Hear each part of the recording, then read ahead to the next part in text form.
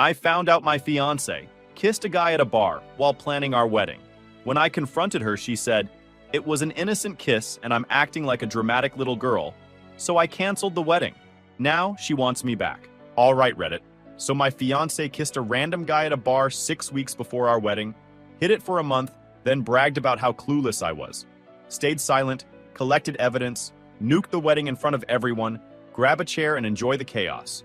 I, 32 male, have been with my fiancée Violet, 29 female for 5 years. Proposed 18 months ago at this overlook we used to hike. Dropped $6,000 on the ring. She cried, said yes, and we started planning the whole future. The wedding was 6 weeks out when everything went sideways. Everything was locked in. Venue booked. Invitations sent. Violet's mom, Carol, paid for everything. Tradition and all that nonsense. Carol had this way of being generous while making dang sure you knew you owed her. Dropped comments at family dinners about how Violet could have done better. How she hoped I'd grow into providing the lifestyle her daughter deserved. Regular Thursday night. Home after 12 hours on site dealing with subcontractors. Soda, playoffs, feet up. Violet's out at girls' night with her crew at some overpriced downtown bar. 10 p.m., phone buzzes. Unknown number. "Hey, it's Aurora. Violet's friend from the book club. Can we talk? It's important." Aurora. Quiet type, ER nurse, night shifts. Not like Violet's usual crew who think blacking out is a personality trait. Texted back, "Sure, what's up?" The phone rang immediately. Never good. Aurora's voice was shaking. Apologized for bothering me, didn't know how to say it. I told her to just say it. Deep breath. About a month ago, the crew went clubbing.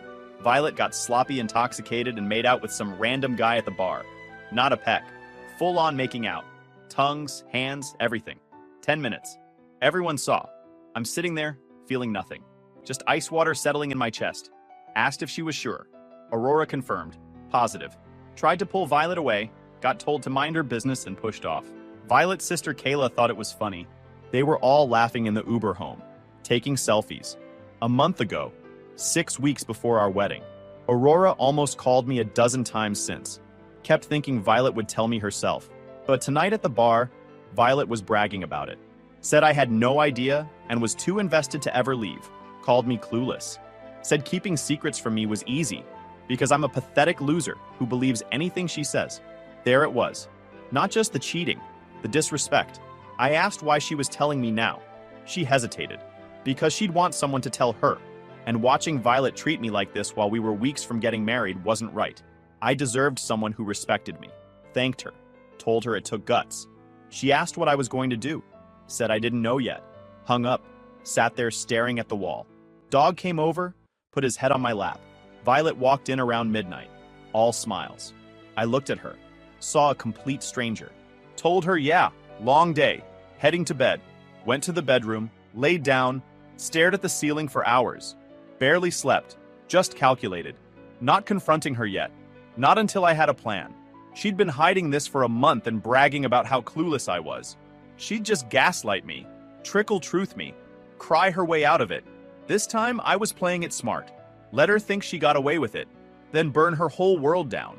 When I woke up the next morning, Violet was still asleep, makeup smeared on the pillow. Got dressed quietly, took the dog for a walk, and grabbed coffee. Met Aurora at a coffee shop across town. She looked nervous as heck. Sat down, told her to relax. Needed details. Everything. She laid it out. Some gym bro approached Violet on the dance floor. Started dancing with her. Violet leaned right into it. They were grinding for 20 minutes. Really grinding. Then they went to the bar together. The kiss. They were leaning against the bar, and he said something. She laughed, touched his chest, then they started making out. 10 minutes. Maybe longer. Intentional. She was into it. Asked what happened after. Violet came back like nothing happened. Left 30 minutes later. In the Uber, Kayla and Violet were giggling. Aurora asked if Violet was going to tell me. Violet looked at her like she was crazy and said they were just dancing and I would be acting like a dramatic little girl if I called that cheating. Already building the gaslighting narrative. Aurora told me that Violet said she would tell me when she was ready. Besides, this gave me time to see who Violet really is. She had a month to tell me. Instead, she bragged. Asked Aurora not to tell Violet or anyone else she'd told me. Act normal. Needed time to handle this right. She promised. Also asked her to let me know if she heard anything else about Violet. She said she would. Asked Aurora if anyone recorded it. She said Brittany took video on her phone. The grinding, the makeout, everything. Told her I needed that footage. She hesitated, said Brittany might not want drama. Explained I wasn't posting it online or causing a scene, just needed proof in case Violet tried rewriting history. Aurora agreed to get it. 2 hours later, my phone buzzed. Video file. Watched it once. Violet's hands on his chest, his hands on her waist, her laughing into the kiss. Saved 3 copies. Cloud backup. External drive. Robert's secure server. For the next week, I was the perfect fiancé. Oscar-worthy. Kissed Violet goodbye every morning. Texted her during the day. Thinking of you, babe. Can't wait to see you tonight. Watched TV with her at night, arm around her shoulders. She ate it up. Meanwhile, moving in absolute silence. Called my buddy Ryan. Tight since high school. Runs his own electrician business. Divorced 2 years ago. Told him everything. The club. The kiss. Aurora's call. Violet's trash talk. Ryan didn't hesitate. Said ghost her immediately. Tonight. Said not yet. Gonna make her confess on her own terms. Public. Then making sure everyone knew exactly who she was. Ryan called it diabolical. Asked what the play was. Said I was working on it but might need to crash at his place. He said doors always open. Told me to wreck her. Spent the next 3 days systematically dismantling our shared life. Called the bank, moved my direct deposit to a new account she didn't know about. Changed my passwords, email, social media, streaming services, everything. Contacted the honeymoon resort, explained the situation. Manager was sympathetic but firm. No refunds. Asked if I could transfer the reservation to someone else. He said, yeah. Transferred it to Ryan. Wedding gift for being a real one. Violet wanted that trip so bad. Now my boy was taking his new girlfriend instead. Started digging into her social calendar. Wine Wednesday with salon girls. Thursday girls' night with her friend group. Saturday brunch. Sunday family dinners where Carol made passive-aggressive comments. Went through her Instagram tagged photos. Found out her friend Brittany was having a birthday party that weekend. Texted Brittany casual like, birthday wishes? Asked if it was cool if I came or girls only. She responded fast. Said thanks, co-ed, totally welcome. Then mentioned that Violet said I might have to work though. Interesting. Violet hadn't mentioned the party to me. The night before the party, I set the trap. Watching some reality show. Waited for a commercial. Told her I couldn't make Brittany's party tomorrow. She looked over, surprised. Said there was an emergency at the job site. Foundation inspection moved up last minute. Had to be there or serious delays. She pouted. Said fine, she'd go solo. Told her to have fun, don't drink too much. Smiled. Casual. She kissed my cheek. Said she'd be good. Tomorrow was about burning Violet's world to the ground. But first, I had one more call to make. Called Robert, my lawyer buddy from college. Explained the whole situation. The cheating. The lies. The upcoming public confrontation. Asked him what my rights were regarding the apartment. Lease was in both our names, but I'd been paying rent solo for the last year while Violet saved for the wedding. The place was month to month, and the landlord was willing to issue a 30-day termination notice and release just to me after she vacated. Robert laughed. Said legally, if she wasn't contributing, that would work clean. Could make it official so she couldn't claim anything improper. Told him to start the process. He said he'd handle it. Saturday afternoon, I wasn't at any job site. Parked 3 blocks from Brittany's house. Aurora texted at 2 p.m. Told me I needed to get there. Violet was intoxicated and making a scene. Didn't respond. Started the truck. I walked into Brittany's backyard and the energy shifted. People noticed me. Violet didn't. Too busy laughing way too loud, dancing by herself with a drink in each hand. The party had some club vibes. Violet showed up in a skin-tight dress that left nothing to the imagination. She was absolutely wasted. Stumbling, knocking into people. Stood there for 30 seconds, just watching. Violet finally turned and saw me. Face went white. Stammered my name. Asked what I was doing there. Thought I had work. Walked over calm as heck. Told her inspection got canceled. She grabbed my arm. Forced a smile. Told me to grab a drink and relax. Asked if that's what she was doing at Velvet a month ago too. Just relaxing? Her face went from white to red. Laughed nervously. Asked who told me what. Said it didn't matter. What mattered was she made out with some random dude a month ago, 6 weeks before our wedding. Sat on it for a month, then came here and got intoxicated again like nothing happened. Kept my voice level. Calm. That's what made it land. Asked when she was planning to tell me or if she was just gonna let me find out on our wedding day. Everyone was staring. Whole party went silent. She tried to pull me away, hissed that we should talk at home. Didn't move. Said we're good here. She was crying now. Insisted it was just a kiss, didn't mean anything. Asked if that made it okay. She said I was being dramatic. One stupid mistake, acting like a dramatic little girl. And there it was. The same words she'd used in the Uber. Pulled out my phone. Asked if she wanted to see what a dramatic little girl looks like. Opened the video. Turned the screen toward the crowd. Hit play. 10 seconds of Violet grinding on Jimbro. Her hands on him. His hands on her. The kiss. Her laughing.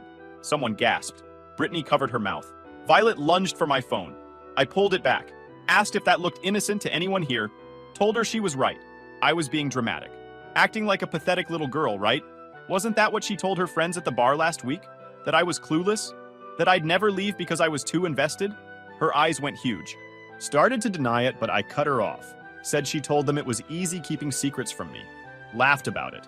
Full waterworks now. Begging, said my name over and over. Pulled the engagement ring out of my pocket. Dropped it on the table. Told her to keep it. Sell it. Didn't care. Said we're done.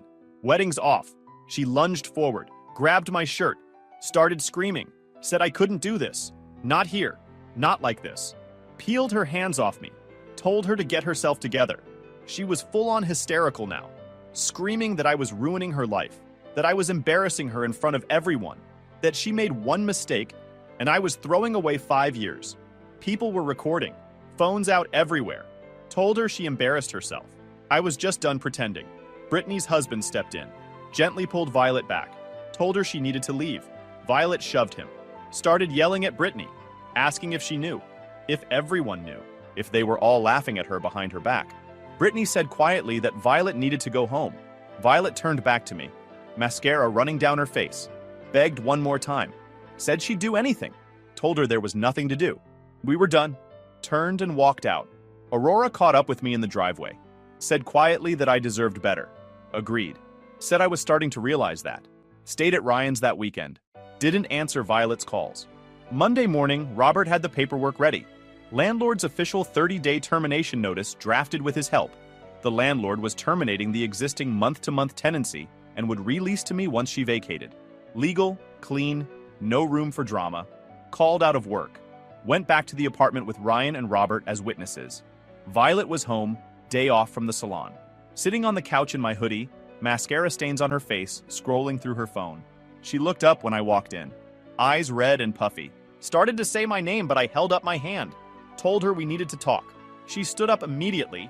Started apologizing. Said she was sorry. She messed up. She'd do anything to fix this.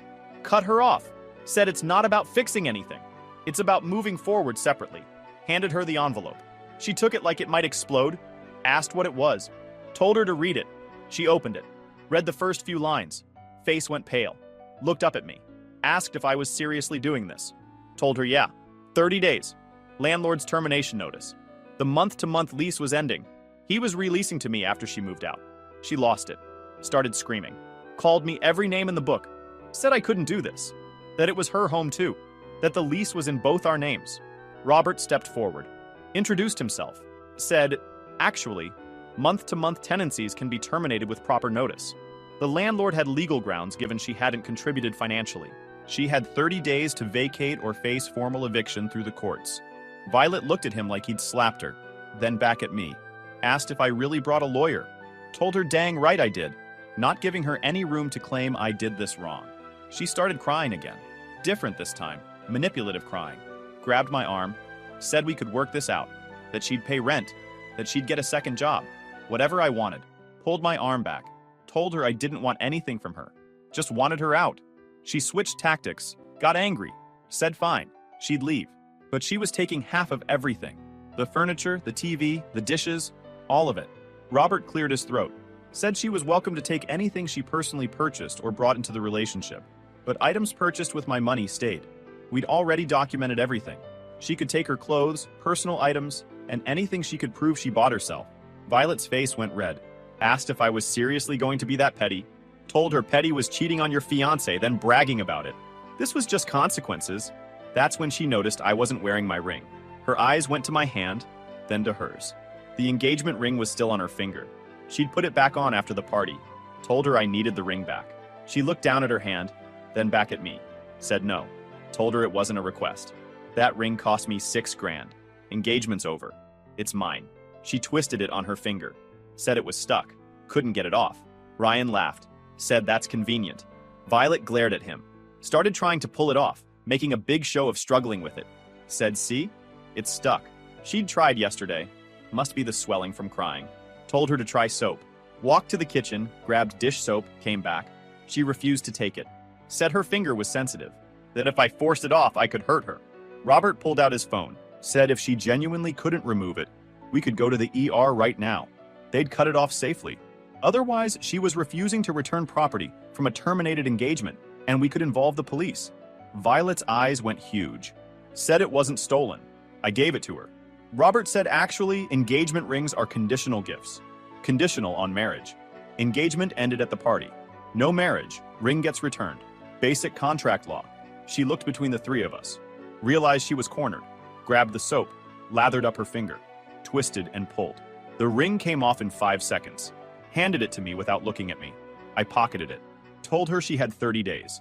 If she wasn't out, formal eviction would proceed and it would go on her record. She stood there, shaking. Then her face twisted into something ugly. Said I'd regret this. All of it. That she'd make my life miserable. That I had no idea what she was capable of. Looked her dead in the eye. Told her to try.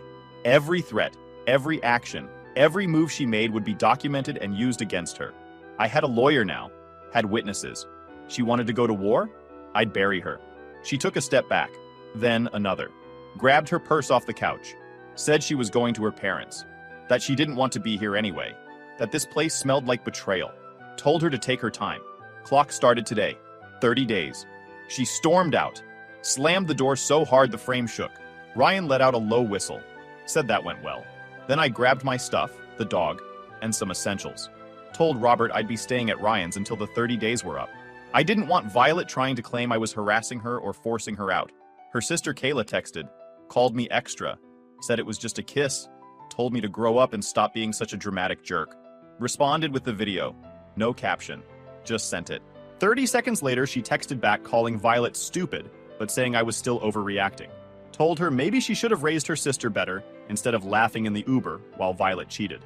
Then asked if she wanted to be the next person I got a restraining order against. She stopped texting. Responded, tell your sister congrats on being single. Have fun enabling her nonsense. Oh, and she's got 29 days left to pack. Delete my number, blocked. By Wednesday, story spread like wildfire. Brittany posted in the group chat. Said for everyone asking, yes, I was telling the truth. Violet made out with a random guy and lied about it for a month? She felt awful for me. Aurora chimed in. Violet tried damage control. Posted some nonsense on Instagram about going through a hard time and making mistakes and asking for privacy and grace. Comments were brutal. People called her out for cheating weeks before the wedding, for lying for a month, for calling me clueless, for the scene at the party. Comments destroyed her victim narrative piece by piece. She deleted it within an hour. Meanwhile, I moved into a new one-bedroom across town. Nicer place, better view. Started hitting the gym every morning. Took on a new project at work. Took the dog hiking on weekends. Aurora and I started texting more. Nothing romantic, just friendly check-ins. She'd ask how I was doing. I'd tell her about the new place, the dog, work. She'd share stories from the ER easy conversation. No pressure. 3 weeks into the 30 days, Violet still hadn't moved out. Robert said time to escalate, filed formal eviction papers with the court. That's when she completely lost it. Week 4 hit and Violet wasn't just ignoring the eviction, she was sabotaging. Came by the old apartment to grab some tools I'd left behind. Walked in and the place was destroyed. Holes punched in walls. My clothes shredded in the bedroom. Photos of us ripped up and scattered everywhere. She'd taken a hammer to the TV I'd bought, smashed the coffee table, poured bleach on the couch, pulled out my phone, took photos of everything, called Robert immediately. He said that was destruction of property, thousands in damages. She'd just upgraded from a civil eviction to potential criminal charges. Called the police, filed a report, showed them the photos, told them she'd been legally served eviction notice 3 weeks ago and retaliated by destroying my property. Officer took the report, said they'd contact her, asked if I wanted to press charges, told him absolutely. Next day, Violet called from a blocked number. Didn't recognize it at first. Answered thinking it might be work. Big mistake. She was screaming before I could say hello, asking how I could call the cops on her. Said I was trying to ruin her life. That destroying her own apartment wasn't a crime. Corrected her. Not her tenancy anymore. The termination notice was in writing, and destroying my property absolutely was a crime. She said she'd tell everyone I was abusing her, that I'd been hitting her for months. That's why she was so scared to leave. That she'd file charges and I'd go to jail. Ice in my veins. Told her to go ahead and try. I had witnesses. I had documentation. I had proof I hadn't been near that apartment in 3 weeks except for one visit where Ryan was with me the entire time. She wanted to file false accusations? She'd end up in a cell. She started crying. Different kind of crying. Said she didn't know what else to do. That she had nowhere to go. That her parents were disappointed in her. That she'd lost everything. Told her that wasn't my problem. She made choices. Choices have consequences. She asked if I really hated her that much. Said I didn't hate her. I just didn't care about her. Big difference. She asked about the ring. Said she needed money. Asked if I'd sell it back to her so she could pawn it. Laughed. Told her absolutely not. That ring was mine. I was keeping it. She called me an evil jerk. Said karma would get me. Told her karma already got her. This was just the bill coming due. Hung up. Blocked the number. But Violet wasn't done escalating.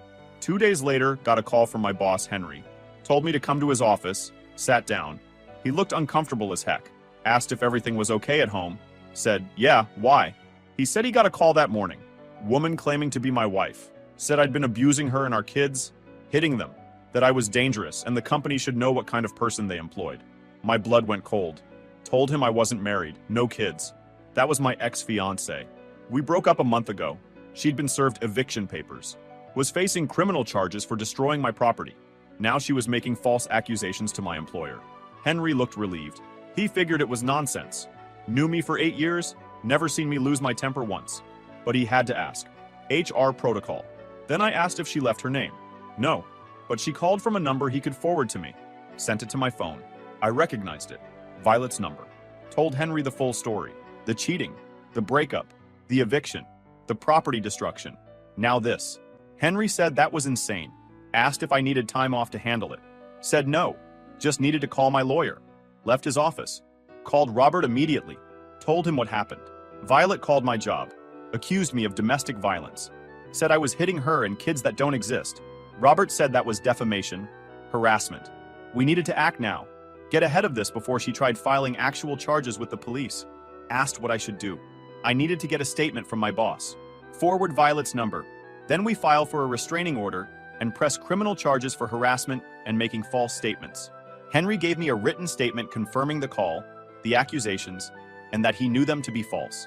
Included the phone number, time of the call, everything. Robert drafted the restraining order paperwork that afternoon. Documented the property destruction, the threats, the attempts to contact me, the false accusations to my employer. Filed it the next day. Day after that, I was on a job site when one of my guys said there was a woman outside screaming my name. Walked out and there she was, standing by my truck, looking unhinged, hair a mess, makeup smeared, wearing sweatpants and one of my old hoodies she must have kept. She shouted that we needed to talk. Leave, now. She refused. Not until I stopped being a coward and faced her. My client walked out looking confused. Asked if everything was okay. Yeah, sorry, she's leaving. Violet shouted she wasn't leaving. Not until I talked to her like an adult. Not until I dropped the charges. Not until I stopped destroying her life. You are suffering because of your own choices. Not mine. Leave before I called the cops. Go ahead. Call them. They'd see how you are harassing her. How I'd kicked her out illegally. How I was spreading lies about her. One of my guys already had his phone out. Asked if I wanted him to call. Nodded. Violet's eyes went wide. Asked if I would really do that. If I'd really have her arrested in front of all these people. Told her to try me. My client stepped forward. Said he was calling site security and the police. This was private property and she was trespassing. Violet's head snapped toward him. Started to argue, but he held up his hand. Said he didn't care about her drama. She had 60 seconds to leave or get arrested. His site. His rules. She stood there another minute. Then started crying. Loud, dramatic crying.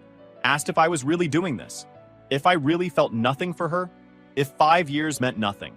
Said 5 years meant something once. She finally got in her car and peeled out. Tires squealing. Nearly hit a parked truck on the way out. I called Robert immediately. Told him Violet showed up at my job site, caused a scene, grabbed me, threatened me. I had witnesses. Robert said perfect. That strengthens the restraining order case. She was escalating. The judge would see the pattern.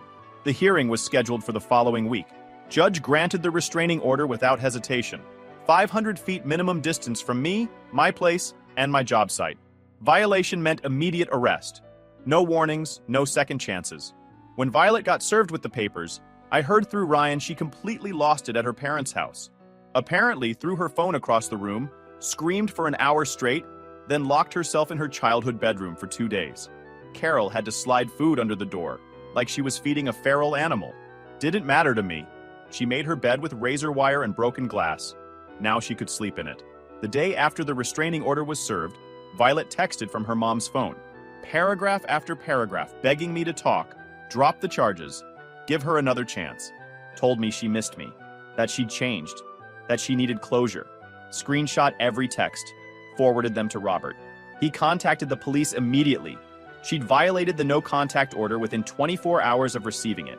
Police showed up at Carol's house that evening, gave Violet a formal warning, explained that any further contact would result in arrest.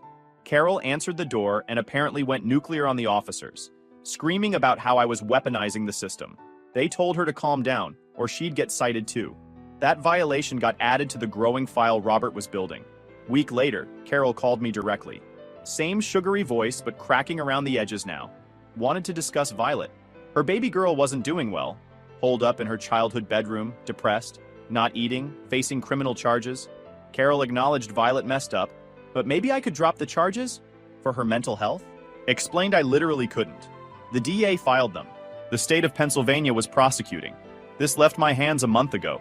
Could I at least talk to her? Give her that closure everyone kept crying about? There's a court order preventing that. And even if there wasn't, I wouldn't. Long silence. Carol's tone shifted. Sweetness evaporated.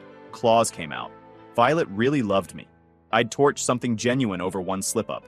If she loved me, she wouldn't have cheated. Definitely wouldn't have bragged to her friends about how clueless I was. And she sure wouldn't have tried tanking my career with false abuse claims. Another pause. Then Carol asked if that actually happened. The call to my work. Yeah. Told my boss I was beating her and our non-existent children. Could have cost me my job. Could have gotten me arrested on fabricated charges. Carol went quiet. Then tried one last angle. Said Violet learned this behavior from somewhere. That maybe if I'd been a better partner, she wouldn't have strayed. I laughed. Asked if she just blamed me for Violet's cheating. Carol backpedaled, but the damage was done.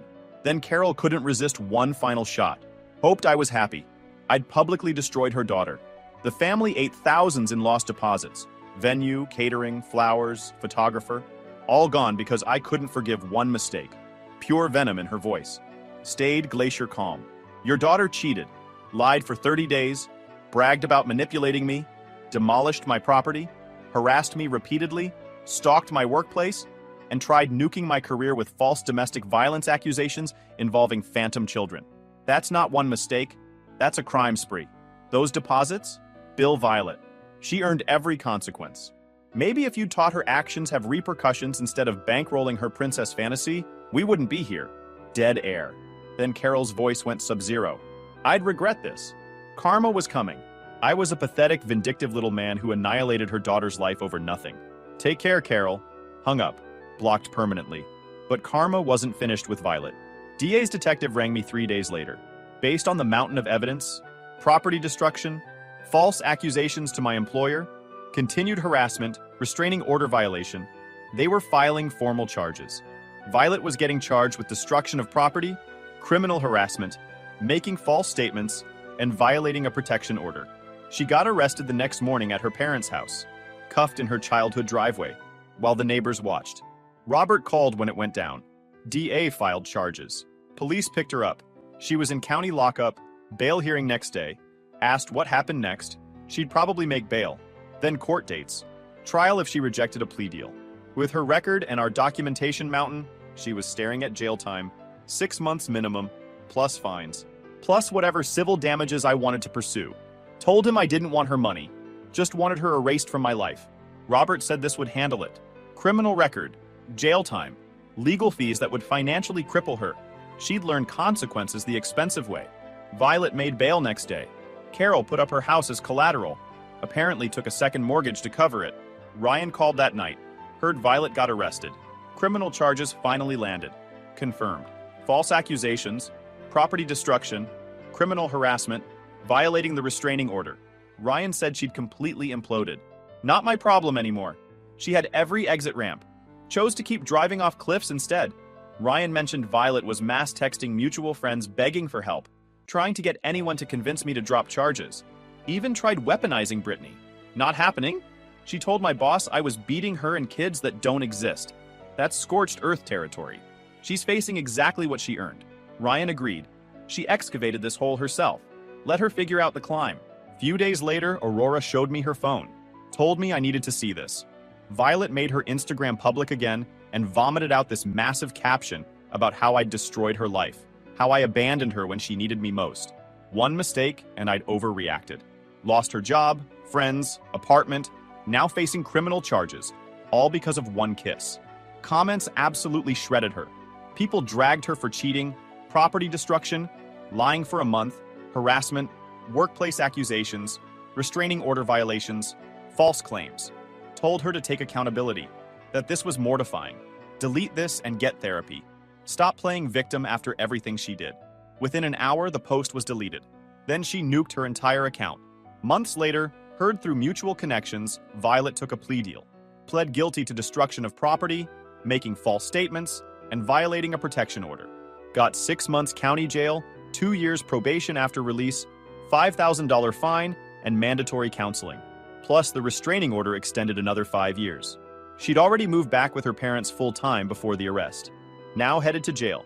No apartment, no friends. Just enabler sister Kayla and parents finally seeing their daughter's true colors. I felt nothing. Complete indifference. She was a stranger now. Someone I used to know who made catastrophic choices and got exactly what she ordered. A year after leaving Violet, life looked completely different. The new apartment was bigger, better location, better view. The dog had a whole balcony to chill on. Work was going well, promoted to senior project manager with a fat raise, hit the gym 5 days a week, down 20 pounds, up 2 belt notches in muscle. But the best change? Aurora. We'd been texting since the breakup. Started casual friendly check-ins. How's work? How's the dog? You doing okay?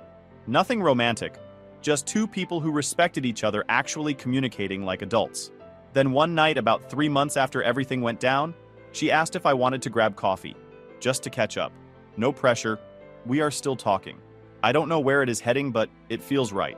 YouTube just dropped this new hype feature. If you're hooked on this story, smash that hype button. It tells YouTube this video deserves to blow up, and it keeps even crazier stories coming your way.